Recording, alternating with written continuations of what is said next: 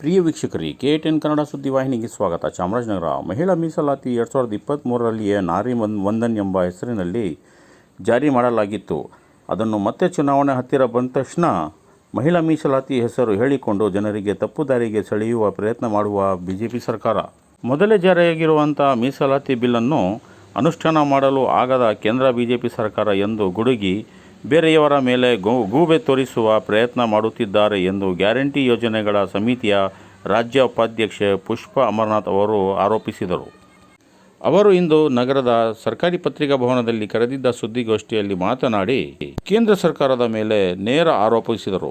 ಸುದ್ದಿಗೋಷ್ಠಿಯಲ್ಲಿ ಕಾಡಾ ಅಧ್ಯಕ್ಷ ಪಿ ಮರುಸ್ವಾಮಿ, ಪಂಚ ಯೋಜನೆಗಳ ಅಧ್ಯಕ್ಷ HV ಚಂದ್ರು, ಚೂಡಾ ಅಧ್ಯಕ್ಷ ಮೊಹಮ್ಮದ್ ಅಸ್ಗರ್ ಮುನ್ನಾ, ಲತಾ ಜತ್ತಿ, ಚಿನ್ನಮ್ಮ, ನಾಗರತ್ನ, ಪದ್ಮ ಪುರುಷೋತ್ತಮ್, ಶಾಂತಲಾ, ಭಾಗ್ಯಮ್ಮ, ಶಕುಂತಲಾ ಸೇರಿದಂತೆ ಇನ್ನಿತರರು ಕಾಂಗ್ರೆಸ್ ಪಕ್ಷದ ಮುಖಂಡರುಗಳು ಭಾಗಿಯಾಗಿದ್ದರು. ಬದಲಾವಣೆಯನ್ನು ಮಹಿಳಾ ರಾಜಕೀಯ ವ್ಯವಸ್ಥೆಯಲ್ಲಿ ಮಾಡಿದಂಥ ಕಾನೂನಿದೆ.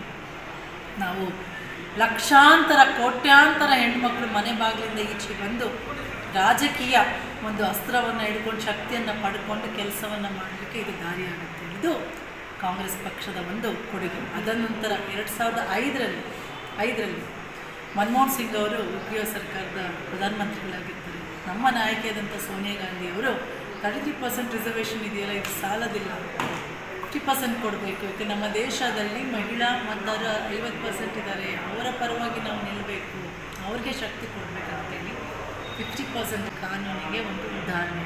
ಈ ನಾರಿ ಶಕ್ತಿ ಒಂದನ್ನು ಅಧಿನಿಯಮನ BJP ಅವರು ರಾಜಕೀಯವಾಗಿ ಏನಾದ್ರು ಬಳಸ್ಕೊತಾ ಇದ್ದಾರೆ, ಮತ್ತು ಅದೇನಾದರೂ ಉತ್ತರ ಭಾರತಕ್ಕೆ ಸೀಮಿತವಾಗಿ ಮಾಡ್ಕೊತಾ ಇದ್ದಾರೆ.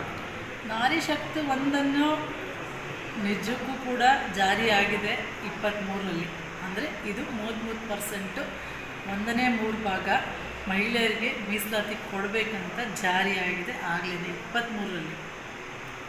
ಪುನಃ 26ರಲ್ಲಿ ಅದೇ ಹೆಸರು ಹಿಡ್ಕೊಂಡು ಇವರು ದಿಕ್ತಪ್ಸಂತ ಕೆಲಸ ಮಾಡಿ ಅದನ್ನು ಮುಂದೆ ಇಟ್ಕೊಂಡು ಹಿಂದ್ಗಡೆಯಿಂದ ಡಿಲಿಮಿಟೇಷನ್ ಮಾಡಿ ಇವ್ರಿಗೆ ಅನುಕೂಲ ಆಗಂಗೆ ಸೀಟ್ಗಳನ್ನ ಹೆಚ್ಚಿಸ್ಕೊಡೋಣ 2011ರ ಸೆನ್ಸಸ್ ಪ್ರಕಾರ ಅಂತ ನೋಡಿದ್ರು. ಅಂದರೆ ಇದು ರಾಜಕೀಯ ಪ್ರೇರಿತವಾದಂಥ ದುಷ್ಕೃತ್ಯ, BJPಯವರು ದುಷ್ಕೃತ್ಯ ಆಗಿದ್ದಿಲ್ಲ, ಅದು ಫೈಲ್ ಆಗುತ್ತೆ. ದುಷ್ಕೃತ್ಯಗಳು ಫೈಲ್ ಆಗಲೇಬೇಕಲ್ವ. ಏನೋ ಒಳ್ಳೆಯದಾಗಿದ್ರೆ ಮಹಿಳಾ ಮೀಸಲಾತಿಗೆ ಯಾರೂ ವಿರೋಧ ಇಲ್ಲ, ಎಲ್ಲರೂ ಮಹಿಳಾ ಮೀಸಲಾತಿಯ ಪರವಾಗಿದ್ದಾರೆ. ನಮ್ಮ ನಾಯಕರಾದಂಥ ರಾಹುಲ್ ಗಾಂಧಿ ಅವರು, ಮಲ್ಲಿಕಾರ್ಜುನ್ ಖರ್ಗೆ ಅವರು, ಸೋನಿಯಾ ಗಾಂಧಿ ಅವರು, ಅಥವಾ ನಮ್ಮ ಸಿದ್ದರಾಮಯ್ಯನವರು, DK ಶಿವಕುಮಾರ್ ಈಗಾಗಲೇ ನಾವು ಮಹಿಳಾ ಪರವಾಗಿದ್ದೇವೆ ಅಂತ ತೋರಿಸಿದ್ದಾರೆ. ಯಾರೂ ವಿರೋಧ ಇಲ್ಲ. ಆದರೆ ನೀವು ಡಿಲಿಮಿಟೇಷನ್ ಬಿಟ್ಬಿಟ್ಟು ಮಹಿಳಾ ಮೀಸಲಾತಿ ಜಾರಿ ಮಾಡಿ ಅಂತ ನಮ್ಮೆಲ್ಲರ ಒಪ್ಕೊಳ್ಳಿ. ಓಕೆ.